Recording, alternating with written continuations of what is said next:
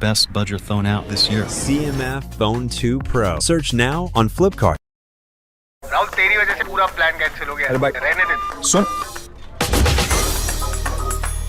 Buddies के साथ cricket screening का प्लान बनना फास्ट, सेम प्लान कैंसिल होना उससे भी fast.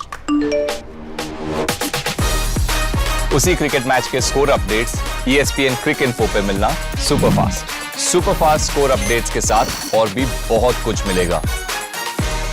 For fast scores and a lot more, download the ESPN Crick Info app now. Wow, Oman, they will leave their first ever Asia Cup with their heads held high with what is one of the best batting performances ever by an associate side against India in men's T20Is. They give the world champions a run for their money, do they, Oman? They finish with 167 for 4. India do win by 21 runs to close out their Group A campaign with 3 wins and 3. But with some questions perhaps to ask of their bench bowlers who got a go in this final game. Welcome to CMF by Nothing presents ESPN Crick Info Timeout, where we have the company of Wasim, Jaffer and Abhinav Mukund one final time this Friday evening. And while there might be lots of questions to ask of the bowling effort, I think it's worth starting with a celebration of Oman and the kind of batting effort we've seen today. Yeah, I think they'll be happy with the performance. Much more happy than, how did they play in the last 2 games. They put in an improved performance against one of the best teams, not just in the Asia Cup but in the world. Before this game, we all thought Oman was probably one of the weakest teams, but today they conceded a lot less runs than what we expected India to get, and the way they batted, losing I thought they were always going to lose, but to lose just by 21 runs and inspired performances from Kaleem, Hamad and the start that the captain gave, I thought that they should be mighty proud of their performances. Yeah, there are some days and games where some of the statistical achievements are worth noting and highlighting, and I'll just like to take our viewers through some of it. It's the second highest score ever made by an associate side against India in men's T20Is. Before this game, in all these years playing men's T20Is, India had only ever conceded 150 plus stand against an associate side. India had only ever seen one associate batter hit a 50 against them. Oman have 2 each of both those entries, and a lot to be proud about. And if anything, I think there are a couple of things to note here. We've had the World Cups where associate nations were a part of, which is the ODI World Cup. But we've seen a lot more upsets with the smaller teams once the T20 format is introduced, where I feel you can't take things for granted. You can't just say we're going to try a few things, and sometimes there is a very big chance of an upset. I think it's the most when you count T20s more than 1 days or tests, because there is a chance for you to come back. Second, I strongly believe cricket should become a global sport, and for that the opportunity for all of these teams to improve is by playing against each other, and I think Asia Cup's given them an opportunity to play India. Otherwise India will never play Oman in a tri-series, or even as a layover when they're traveling to the west, or Oman coming here. It never happens. So it's great exposure. I genuinely believe the more they play high profile cricket, the better they will get. So I'm all for inclusion of everyone in world cricket. Yeah. And you saw what it meant, right? When Kaleem reaches his 50 and takes off that helmet and the entire dugout standing. Just a special moment. It is probably the most important 50 or most cherished 50 probably in his career, and he'll probably keep telling his kids and grandkids and whatnot, because you don't get to play Indian team and you don't get to play this kind of cricket. So even though they lost, it was uphill task, but just to get a 50, just to get an opportunity to celebrate, I just thought was fantastic effort from their bowlers, as well as the couple of batters that got runs. And how is that for an achievement, Abhinav Mukund? To have a 50 and 2 wickets against India in a men's T20I. Dwayne Bravo, Shane Watson, Dasun Shanaka, and now Amir Kaleem. Elite company that. And I thought he played well. He applied himself well, started his innings off. Thought Mirza was very impressive as well. Some good looking shots. They were fearless, and there's a lot to like about the way they approached it. But again, they'll have to go back to the drawing board and question themselves and ask, okay, is it because we're out of the tournament? Is it because India were playing a certain way and we knew we were just going to go? If we are pitted against an associate nation of the same quality will we be able to give such performances? These are questions that Oman need to answer, but the skill is there, the potential is there, and the talent is definitely there for you to see. So from here, how can we become better cricketers and do it consistently on a day-to-day basis? That's the question, or these are the questions that Oman will have to answer. I'll take a spin off of that to you, because just earlier today we were building an India alternate 11 and just talking about India's strength in depth. Yes, India were trying some things, but you still usually think, and we've thought this of better teams than Oman in this Asia Cup, that there is a gulf between India and the rest. For Oman to get this performance under their belt, regardless of what India were trying, regardless of which players India had on the park, is something that not just in terms of being a feel-good factor, but serves them and sets them in the right direction ahead of what we have mentioned so many times is such an important tournament next month for them. Without a doubt. I mean, they'll feel good. They'll feel that they've made India work hard today to get the win. And if they can get India so close, when the next tournament comes in, that's what you expect from them, to have a similar kind of performances against a lot weaker side. That's where you want to see not just Oman but the other associate teams to get better. Get better in the way they play, and these experiences of playing against India, Pakistan, Sri Lanka, Bangladesh should help them and improve their cricket. That's what you want, and I'm completely agree that the more they play against better sides, I feel the cricket improves. Yeah. Nice moment on the screens at the end of the game with Suryakumar Yadav almost addressing an Oman huddle and talking to their players. At next month's regional qualifier, they are one of 9 teams, and you look at 4 teams which look clearly above the pack, who have played World Cups in the past. There's UAE and Oman, who we've seen here. There's Nepal, who was so good last year at the World Cup. And there's Papua New Guinea. 3 teams to go through. Do you see Ross Oman? Taylor, Samoa is also. They are there, yes. Ross Taylor, Samoa are part of it, as are Kuwait and Malaysia and Japan. But these 4, and I think Qatar rounded up. These 4, 3 to go. Do you see Oman making it? I think UAE look the most solid side on paper. I think UAE have given Pakistan a run for their money. They've come very close. Oman, with this sort of performance, will be looking to sort of try and see if they can make a better bid at qualification. But you can't say anything because Nepal are also a very good side. Yeah. It's unfortunate they're not playing the Asia Cup, but I think they're playing West Indies in this month. Yes. So that will be a good preparation for them. But this is really good for even the players of Oman, where you have so many of these Indian cricketers that you can go and share notes with, ask their experience of playing. So with so much of cricket being played by India, and it's good for India as well to actually spread their branch a little bit and speak to these Oman players. Such a heartwarming moment, and I think they'll definitely take a lot back. They'll take a lot more from this game than India did. Right. So, well done, Oman. This is where we say goodbye to them at this Asia Cup.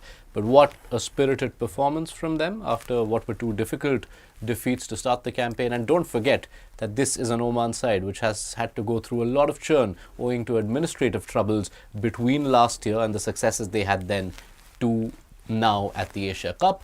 But now is when we can turn our attention towards India. Opening thoughts on just the bowling effort? I thought it was an ordinary effort, without a doubt. Even though the main bowlers didn't bowl the full quota of overs, Kuldeep didn't finish his overs, and I think, obviously Varun wasn't playing. Yeah. They tried Tilak, they tried Abhishek. Shivam generally doesn't bowl 3 overs. Aksar only bowled 1 over, so you could understand that they were trying few things. So, saying that, still I feel it was a below par performance. Let's break it down. We did see almost the full set of overs from Arshdeep Singh and Harshit Rana, and if it weren't for some of the wickets at the end, they were about to finish wicketless. Congratulations to Arshdeep Singh, who becomes the first Indian to reach 100 wickets in men's T20Is. But what would you make of that bowling effort?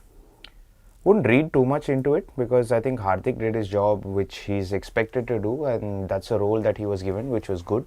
He was handed the new ball and he will be bowling an over or 2 at the depth because India are front loading Bumrah as we see in this particular tournament.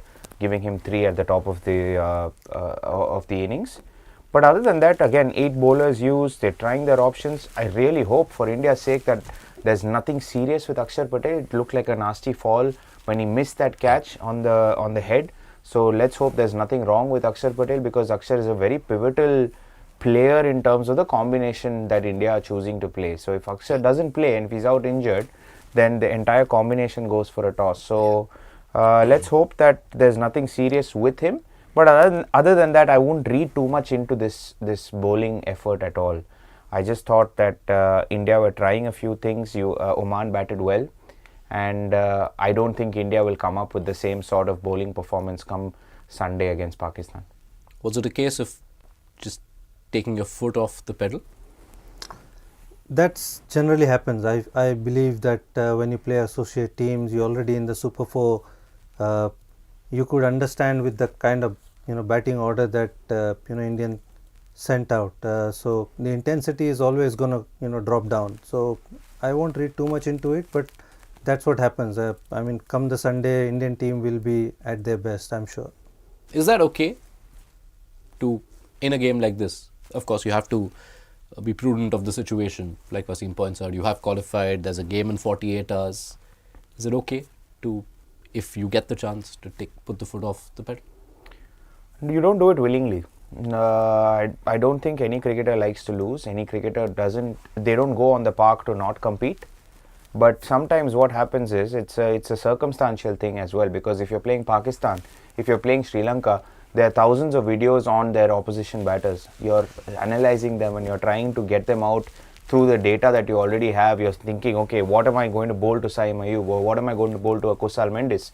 You already know, but you don't know that to a Kaleem, or you don't know that to a Mirza. You don't know that because you don't have as much data up your alley. So this is also one of the reasons where it's just up and down stuff. But like I said, I wouldn't read too much into it, and I don't think India should either, because come Sunday, India are firm favourites against Pakistan because of the way they've played T20I cricket over the last 12 to 14 months. And this performance should not take away anything from the fact that India will be at their best on Sunday. Yeah, and it is a theme that is emerging in the comments as well. It's good to see that not all viewers are taking the score to heart, which can happen at times with some of these performances. And I'll go through some of it on my CMF Phone 2 Pro. I like this from Shri Charan, who says, I think India should play matches like this sometimes, perhaps answering my last question, because to play every match at 100% takes a mental toll, so there is a need for experiments in these matches. It's a sentiment we agree with. Yeah, I mean, we expected Bumrah to be rested. Maybe Hardik we spoke about, but they did to Varun just to give Harshit a game, and completely understand. We also thought that if Surya wasn't going to bat, then he should have given an opportunity to either Jitesh or maybe Rinku Singh. But yeah, I mean, when these kind of games come, the intensity drops, and that's completely fine as long as you get a win. I mean, if you lose a game like this, then obviously it's a shocking thing. But they got the win; they'll be happy, more than happy with that. Yeah, it seems to be the theme. But it would have crossed their minds, right? There would be repercussions if India lost to Oman. There were a few people in our office just walking around nervously, let me tell you that much, thinking, oh, what if? But yeah, I don't think it would have happened. Yeah, and it reflects itself. It continues on the same lines. I like this from, where is this one? I seem to have lost it. But yeah, most of the comments seem to be around those lines. So we will leave it there, and thank you for sending in your questions. Keep posing them to us. But there is a part of the conversation from the first innings which I think we can revisit now, because this game was an example of India exhibiting what they've said in some of their conversations about their philosophy, that only the first two positions are locked in, everything else after that is fluid. Of course, this is the kind of game which gives you the chance to do it with a little less on the line.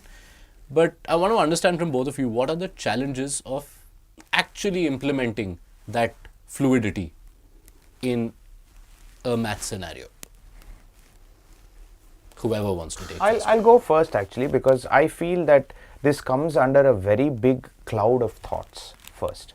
When you're talking fluidity, I think there are certain batters who are very good in particular positions, and for that there are certain batters who bat really well in the power play, some bat really well in the middle overs, and then some are very good finishers.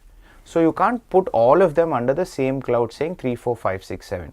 I think India have a very fixed plan of front loading with Surya Kumar and Tilak Varma, and then maybe they think of Akshar Patel next instead of a Shivam Dube. So because they believe that Akshar will do the job for them in the middle overs, and then maybe we have the backup of Shivam Dube if required along with Hardik Pandya. So I have a feeling they have 2 people for one spot, and they are planning to rotate around this. But as far as fluidity goes, I don't think it's the same thing. So let's say India lose 4 inside the power play. I don't think a Shivam Dube is going to walk out, or I don't think Sanju Samson is not going to come in.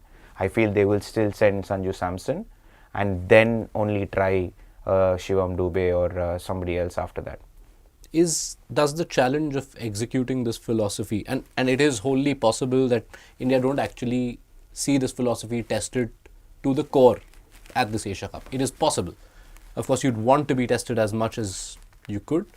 But is it possible when you come face to face against a stronger opponent, it becomes much tougher to implement it? I mean, India has got that flexibility, to be honest, because India has got so many left-handers also. So, there will be time when Abhishek Sharma probably is batting for a longer period and Shubman has got out or Surya has got out, and Tilak, you don't want to send Tilak there. So there's a chance that you might send Sanju Samson, or vice versa. I mean, 2 left-handers, so you might send somebody else. If the 2 right-handers are there, India has got plenty of left-handers, like you said. There's Akshar, there's Dube, so Tilak. So yeah, I mean, to slot somebody at a fixed place is not going to be easy in T20 cricket. You need to be very flexible, barring certain players 1, 2, 3. But after that, I mean, it depends on the situation, and the batters need to be fluent to go at any time and get the job done. As the batter, how do you prepare for this flexibility? I think you just prepare for the entire bowling unit, and you're looking at the situation and trying to make the best use of the situation. So let's say I was in Tilak Varma's shoes. I know I'll be the first left-hander walking in if Abhishek Sharma gets dismissed. So that's a clarity in itself. Let's say I'm Shivam Dube and they give him a clarity saying, there's a left-arm spinner bowling, I want you to hit him out of the attack. And they send him inside to bat. So this is a clarity in itself. You have particular roles which batting coaches and head coaches have for you in mind, and they're giving you this role clarity. If that is there, then that's exactly what you're thinking. Because the coaches told me, you have to take on the left-arm spinner. The coaches told me, take the game till the 10th over. Or the captains told me, we are building a partnership now, we've just lost Abhishek, let's take it to about 80-90. So maybe that's what I'm thinking as a batter. I'm not thinking too far ahead, but I'm pretty certain 3, 4, 5, 6, 7 all have clear-cut defined roles in this particular T20I side. I can think of some of the Punjab teams in the IPL while you were part of it, where I'd imagine these conversations happened, where you had a settled top order and then between 4 to 7, batters would have to keep interchanging roles. There might be some ins and outs of the playing 11s as well. So what can you tell us from those experiences in terms of how easy or tough it was to carry it out? I think it's just letting the player know that when is he going to walk out to bat.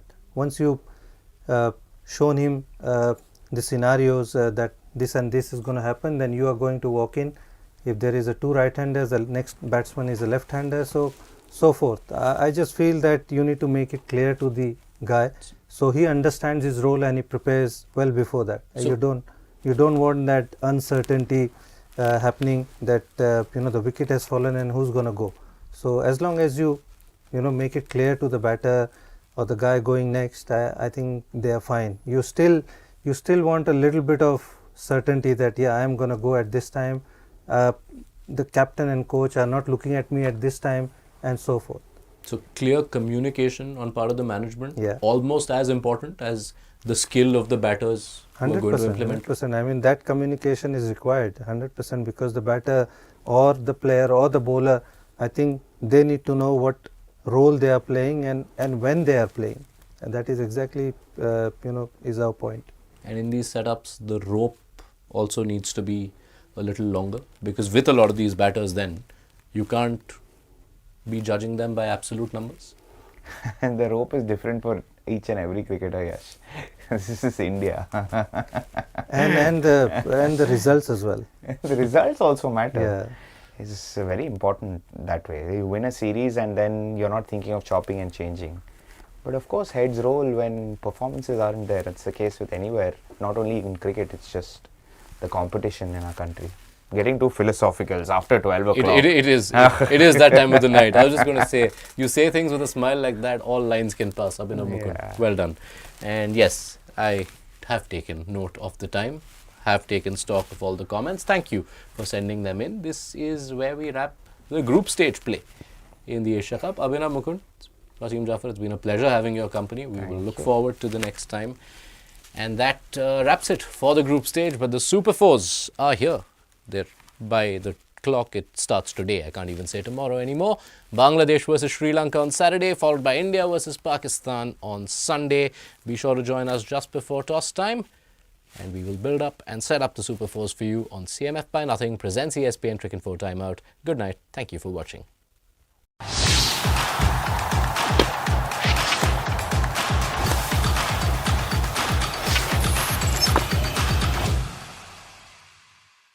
Best budget phone out this year. CMF Phone 2 Pro. Search now on Flipkart.